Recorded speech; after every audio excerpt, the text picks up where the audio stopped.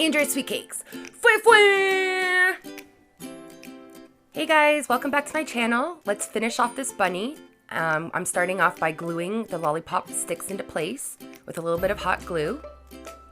And now I'm just sliding my little decorative straws over the dowels. I wanted to add some extra height, so I had an extra long lollipop stick that went beyond the first straw. So I slid the second straw on and then a smaller lollipop stick, which then gave me a little bit of height above the second straw.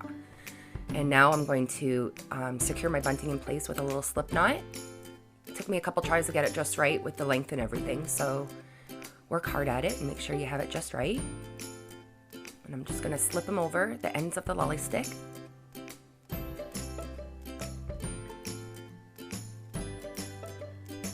There we go, it's so cute. I actually tied a double knot and then I just trimmed off the excess length.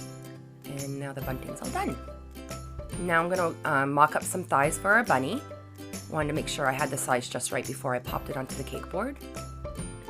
So there we go. I actually probably should have attached the thighs right then, because once I put it onto the cake board, the mounds got in my way and made it very difficult to smooth the thighs on. So I just used a little bit of piping gel there to secure the bunny in place. Some water for the thighs, and I'm just gonna rub it to activate like a sticky goo that help adhere the thighs onto the body. I'm just smoothing down the thigh, making sure that it's nice and contoured to the body. There we go. Second thigh, same process. Pop it on, and you'll see how the mound kind of gets in my way.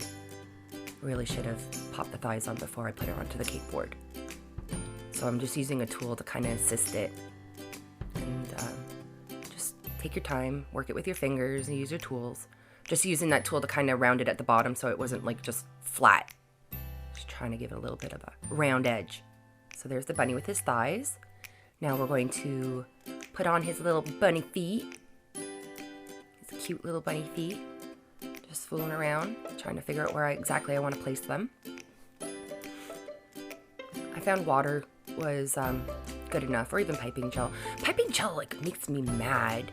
It's like, yo, I'm super sticky, but when you want me to be sticky, I'm not gonna be sticky. I don't know what it is, but I find piping gel just makes me mad. So water worked well. I'm going to take a piece of fondant and help prop up the foot as the water, dries and keeps the foot in place.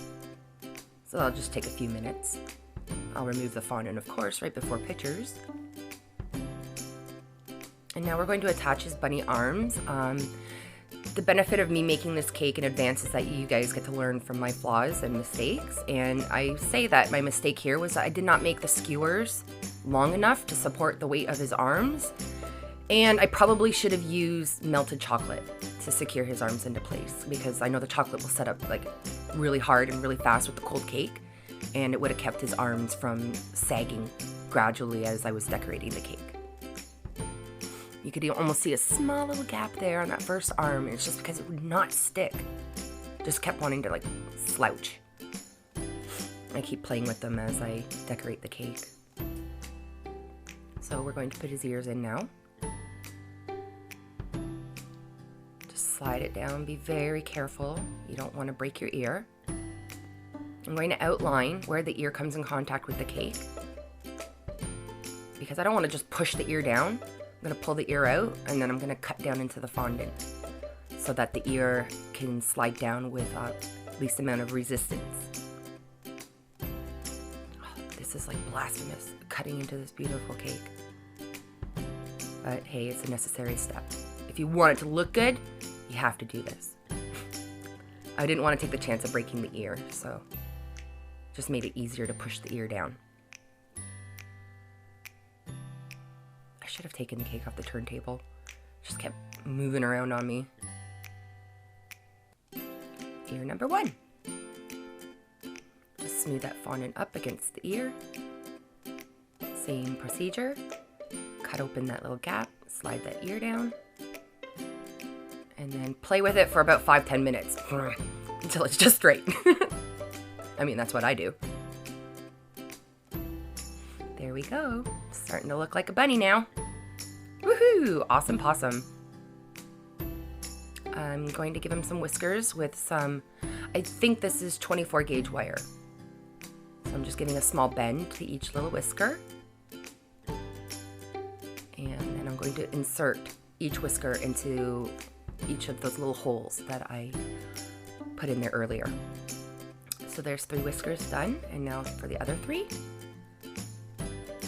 Sorry, this bunny's throwing you some shade. He didn't want you to look at him. There we go. Bunny's got some whiskers. Now we're going to give our bunny a tail. Here I am working with piping gel. I figured, hey, it's not elevated. It's sitting directly on a board. In this case, piping gel worked fine. And this tool I'm using is just like a bunch of like scraggly wires all over the place. And it adds like this really cool, like fluffy texture. But you can probably achieve the same thing with stabbing multiple with a toothpick, or maybe like a star tip. If you're into piping, star tips work as well. And now it's time to decorate the cake. I have some time-lapse footage here for you to enjoy of me and my creative process. I'm all over the place when I decorate. I have no rhyme or reason. I'll put something in a place and I'll be like, nope, you're going to go over here. And then I'll move it over there. And then I'm like, no, I don't think you look good there either. And then we'll move you over here and then over there. And then eventually everything finds a home and a place, and it's finally done. But please enjoy. And thanks so much for tuning in, guys. Please like, comment, and subscribe. And I'll see you guys later. Bye, guys.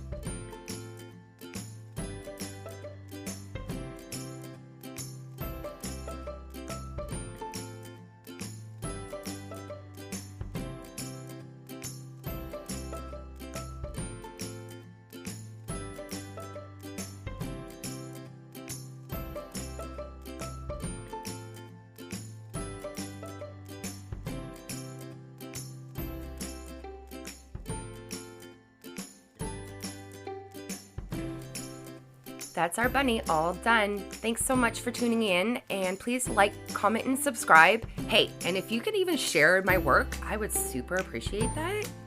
All right, thanks a lot, guys. Bye.